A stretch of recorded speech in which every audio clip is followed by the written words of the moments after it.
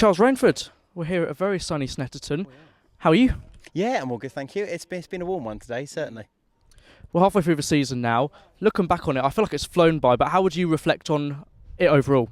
Yeah, I think for my first half a season in British Touring Cars, it's been pretty good. Obviously at Brands Hatch, everyone did a sterling job and the car was on form. I think that was more down to the circuit than anything else. But certainly, it's good to know that when the car really is at the front, then I can perform as well. We've made some big improvements today, so hopefully taking that forward now to Croft, where it should be a good circuit for us. You've obviously had some challenging moments in the season, but I guess what can be rewarding is you've been able to climb through the field again. You've had to do that a few times, starting sort of towards the back, fight your way through. Although you don't want to be doing that very often, at least you know you can do it. And that's pretty reassuring, I imagine, as a driver.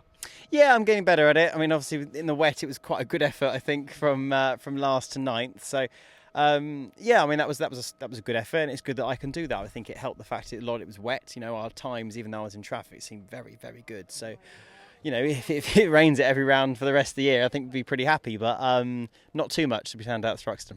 Yeah, I imagine you'd have a good chance of rain at Knock Hill in a month or so. But you've been here at Snetterton today. It's very, very, very warm. What's that been like in the car? Because people always question what that experience is like when it's so hot, don't they? Yeah, certainly. I mean, luckily, I think I've slightly got acclimatised to it now. Obviously, I was at Super Touring Power over the weekend, and I'm very lucky that I get to drive cars a lot. I'm back here again tomorrow in a Porsche Cup. So, yeah, lucky I get to be in a lot of things, so I think you get yourself slightly acclimatised to it. But that last session, we did a bit of a longer run on the hard tyre, and that was quite hot. I could feel the car getting hot, and then I'm getting hot, and I could touch my helmet afterwards once I'd been out for a little while, and it was properly warm, and I was like, whoa, okay, on the outside. So, yeah, it's a bit like a cooker inside the car, so I'm now very much medium rare. I'm going to go find some aircon.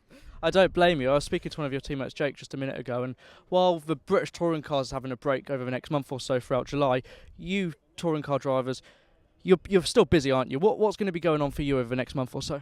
Yeah, certainly. I mean, lots of work. We've got some good events coming up, such as British Grand Prix, Festival Speed. There's some good things coming up. So certainly I'll be at those events, working at Festival Speed as well, which would be good fun. I always enjoy that. So yeah, lots of work and carry on doing what we're doing really to try and improve myself as a driver. See, training doesn't stop. We're in the gym most days and all that kind of thing. So the grind doesn't stop, as they say, but it's hardly a grind when you love it. Yeah, for sure. Obviously, you're driving all the time.